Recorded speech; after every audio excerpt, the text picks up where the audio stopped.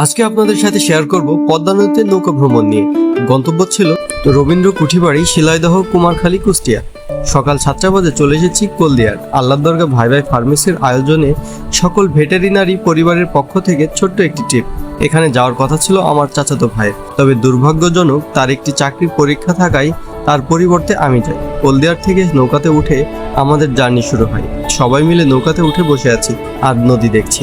এটা হচ্ছে পদ্মা নদী। নদীর বুকের পরিবেশটা জাস্ট ওয়াসাম। এত সুন্দর ভিউ, চারপাশের আসলেই মনোমুগ্ধকর। পাশ দিয়ে চলছে মালবাহী অনেক নৌকা, কেউ কেউ নৌকা দিয়ে মাছ ধরে বেড়াচ্ছে। এত সুন্দর আকাশ দেখে মনে হচ্ছিল 3D অ্যানিমেশন। পাখি উড়ে যাচ্ছে, পাশেই রূপপুর পারমাণবিক বিদ্যুৎ চুল্লি, হার্ডিং ব্রিজে ট্রেন চলাচল, নদীর বুক থেকে ভেড়া মারা সেই বিখ্যাত মণিপার। সবকিছু মিলিয়ে এক অসাধারণ জার্নি।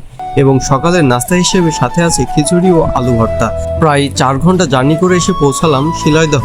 এইখানে থেকে একটা পাখি ভ্যান নিয়ে চলে আসলাম কাঙ্ক্ষিত জায়গা শিলাইদহ রবি ঠাকুরের বাসায়। সময়ের অভাবে ঠিক ভালোভাবে ঘুরতে পারি নাই, কারণ নৌকা দিয়ে আবার বাসায় ব্যাক করা লাগবে। স্রোতের দিকে আসতেই লাগছে প্রায় 4 ঘন্টা। স্রোতের বিপরীতে তো সময় আরও অনেক বেশি লাগবে। তাই এখানে কিছু খেলাধুলার আয়োজন শেষ করে আমরা আবার ব্যাক করে চলে আসি। রাতের বেলায় নদীতে স্রোত বেশি থাকায় অনেকটা বিপদেরও সম্মুখীন হয়েছিলাম। একটু অ্যাডভেঞ্চারও হয়ে গেল জীবনে। সবকিছু মিলিয়ে আজকের নৌকা ভ্রমণ ছিল এক কথায় অসাধারণ। নদীতে এখন ভরপুর পানি, সময় পেলে ভ্রমণে বেরিয়ে পড়ুন। তবে খেয়াল রাখবেন, নদীতে কিন্তু অনেক ধরনের সমস্যার সম্মুখীন হতে পারেন। তাই সব দিক দিয়ে বিবেচনা করেই নদীপথে ভ্রমণ করার সিদ্ধান্ত নিন। ধন্যবাদ সবাইকে এতক্ষণ ধরে আমার বকবক শোনার জন্য। দেখা হবে আবার নতুন কোনো ভিডিওতে।